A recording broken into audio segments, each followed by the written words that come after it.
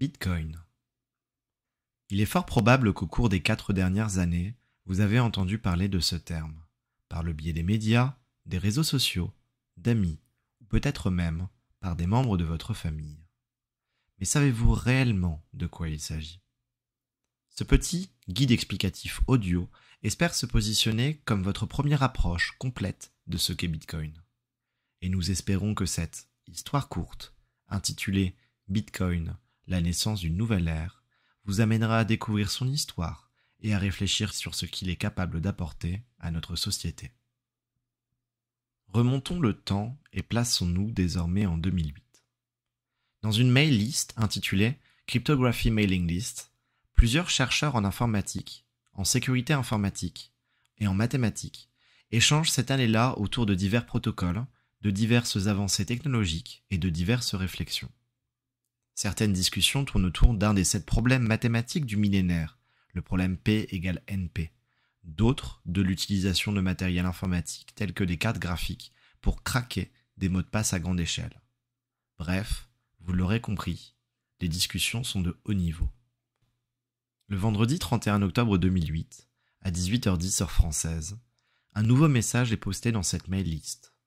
L'envoyeur, dont l'identité est mondialement inconnue, se surnomme Satoshi Nakamoto. J'ai travaillé sur un nouveau système de cache électronique entièrement en pair à pair sans tiers de confiance. Le document est disponible à l'adresse suivante bitcoin.org/bitcoin.pdf. Les principales caractéristiques. Le problème de la double dépense est évité grâce à un réseau en pair à pair. Aucune source de valeur n'a été créée en amont et il n'y a pas de tiers de confiance. Les participants peuvent être anonymes. Les nouvelles pièces sont créées à partir d'un système de preuve de travail de type Hashcash. La preuve de travail permettant la génération de nouvelles pièces permet également d'éviter au réseau le problème de la double dépense. Fin de la citation. Pouah, ça en fait des concepts à comprendre, n'est-ce pas ? Afin de vulgariser au maximum les choses, nous allons tenter de vous expliquer, le plus simplement possible, ce que ce message signifie.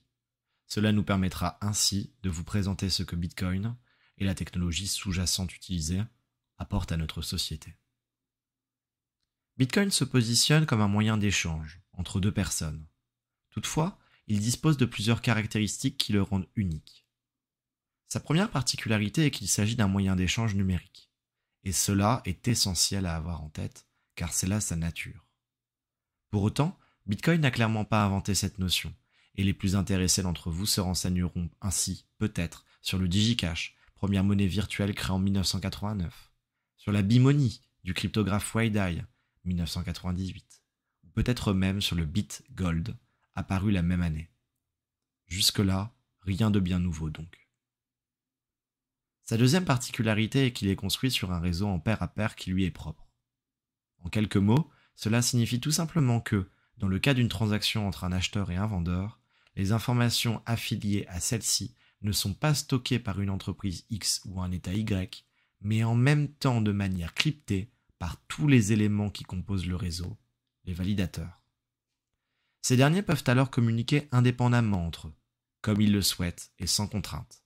Et bien évidemment, toute personne sur Terre peut devenir validateur du réseau Bitcoin sans aucune condition. Cela apporte ainsi un point très, très important, la décentralisation du réseau. Une personne, une entreprise ou un État ne peut donc pas, demain, décider de l'arrêt technique de ce dernier pour une quelconque raison que ce soit. Le réseau Bitcoin est donc décentralisé et autonome.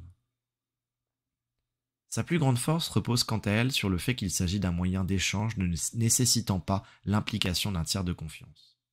Cela signifie tout simplement que vous n'avez plus besoin de faire confiance à la personne, à l'entreprise, à la banque, voire à l'État, à qui vous confiez votre argent le temps que votre transaction soit finalisée. Cela ne vous parle pas ? Si vous venez à réaliser un paiement ou une vente sur Internet, par qui passe et doit obligatoirement être validée la transaction ? Par votre banque.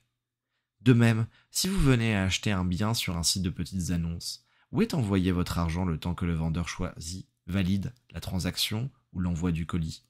Sur la plateforme elle-même. Autrement dit, dans notre monde actuel, nous faisons constamment confiance à des entreprises, à des banques et nous leur confions constamment notre argent. Oh, que nous devrions être plus méfiants. Car vous ne le savez peut-être pas, ou n'y avez peut-être jamais réfléchi, mais les banques ne sont pas là pour conserver votre argent gentiment, elles sont là pour faire du profit. De même pour votre plateforme de revente préférée. A contrario, le réseau Bitcoin n'a pas besoin d'un tiers de confiance, car il repose sur une technologie particulière, d'avenir, appelée la chaîne de blocs, blockchain en anglais. Cette dernière, véritable révolution technologique, fonctionne comme un livre de compte numérique sécurisé. En son sein se trouvent toutes les transactions validées depuis sa création, toutes consultables sur le réseau par n'importe qui, n'importe quand. À la lecture de ces deux dernières phrases, cela peut paraître simplé. Pourtant, cette technologie résout un problème informatique particulièrement complexe, celui de la double dépense. En quelques mots, cela signifie qu'une même unité de monnaie numérique ne peut plus être promise et dépensée plusieurs fois en même temps. En réalité, dans le cas où nous interagissons avec un tiers de confiance, qui est alors le centre de son propre réseau, centralisé, cela est habituellement acquis, car c'est celui-ci même qui vérifie si la dite unité de monnaie numérique a été dupliquée ou non. Et si c'est le cas, puisqu'il dispose des pleins pouvoirs sur l'argent de cette transaction, il peut en faire ce qu'il souhaite. Pourtant, dans le cas d'une transaction réalisée sans tiers de confiance, la situation est informatiquement bien plus complexe. Mais grâce aux recherches mathématiques, cryptographiques, informatiques et à la décentralisation du réseau Bitcoin, ce problème est désormais résolu.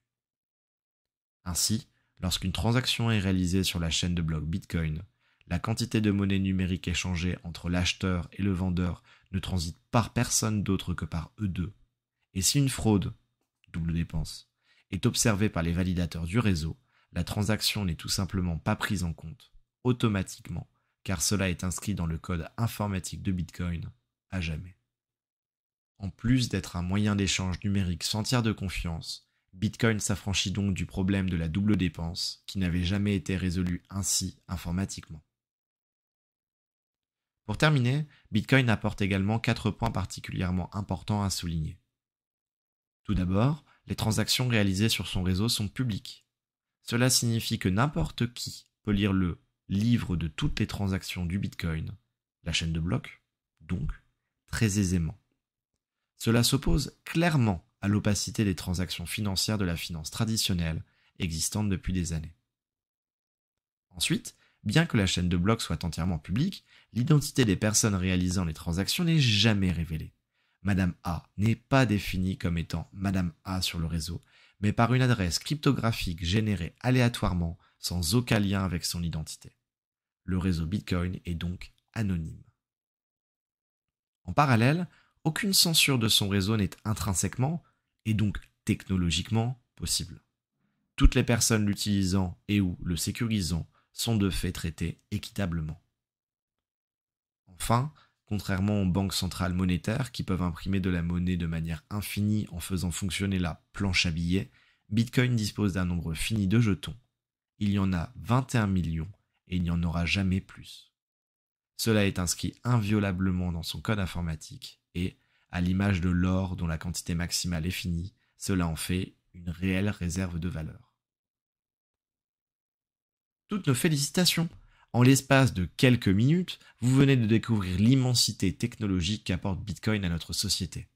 Il n'y a donc rien de mieux que de reprendre les mots de Satoshi Nakamoto pour synthétiser et vulgariser cette remarquable innovation. Bitcoin est un nouveau système d'échange électronique entre personnes, parfaitement sécurisé, anonyme, équitable.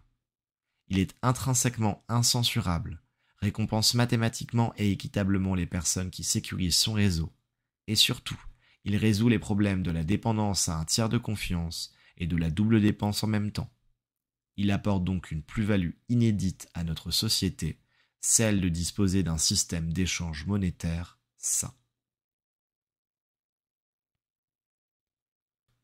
Comme écrit en première page de garde du guide papier, l'association Bitcoinly a pour objectif de sensibiliser, d'informer et d'éduquer bénévolement le plus grand nombre possible de personnes sur la révolution technologique et financière, voire idéologique, qu'apporte Bitcoin dans notre monde actuel. Nous sommes ainsi persuadés qu'en présentant les éléments et sources factuelles et scientifiques, vous pourrez vous faire votre propre avis sur ce qu'est réellement Bitcoin. Si vous en avez le temps et l'envie, nous ne pouvons que vous inviter à prendre un moment pour vous documenter un peu plus en profondeur sur ce qu'apporte réellement Bitcoin à notre société, sur les valeurs qu'il porte en lui, sur la réalité de sa consommation énergétique par rapport à celle de la finance traditionnelle, sur les révolutions technologiques qu'il apporte, chaîne de blocs, Lightning Network, etc., sur son potentiel en tant que ressource de valeur dans les années futures, et surtout sur la profonde transformation du système monétaire qu'il pourrait entraîner de part et d'autre dans le monde dans les années à venir, notamment dans les pays où les monnaies fiduciaires ont subi des taux de dévaluation atteignant des records, Liban, Syrie, Irak, Yémen, Soudan, Égypte, Afrique du Sud, Ghana, pays utilisant le franc CFA, etc. A contrario de ce qui avait été dit au tout départ de ce guide explicatif audio, Bitcoin est beaucoup plus qu'une histoire courte. C'est une nouvelle page de l'histoire, dont l'avènement et l'adoption sont comparables à l'arrivée d'Internet dans les années 90 et 2000. Et nous n'en sommes qu'à ses balbutiements, alors que cela fera, en octobre 2024, déjà 15 ans que Bitcoin existe. Pour continuer votre lecture, vous est proposé ci-après, dans le guide papier, le livre blanc du Bitcoin, publié le 31 octobre 2008 par Satoshi Nakamoto et traduit pour la première fois de l'anglais vers le français en 2011 sur le forum bitcointalk.org. Si vous préférez toutefois le découvrir en anglais, le document original est disponible à l'adresse bitcoin.org/bitcoin.pdf. Il s'agit là de la synthèse de recherche de Satoshi sur le Bitcoin, dans laquelle il présente en quelques pages ce qu'apporte Bitcoin, son fonctionnement, ses avancées technologiques, son point de vigilance, etc. Sa lecture est quelque peu technique, mais commencer à la source pour aller plus loin dans la compréhension d'une notion n'est, parfois, pas une mauvaise idée. Et si, après tout cela, votre soif de découverte au sujet de Bitcoin ne fait que grandir, l'association Bitcoin Lille sera ravie de vous croiser lors d'un de ses meet-up Bitcoin, organisés dans un bar de Lille tous les premiers mercredis du mois à partir de 19h. Plus d'informations sur bitcoinlille.fr.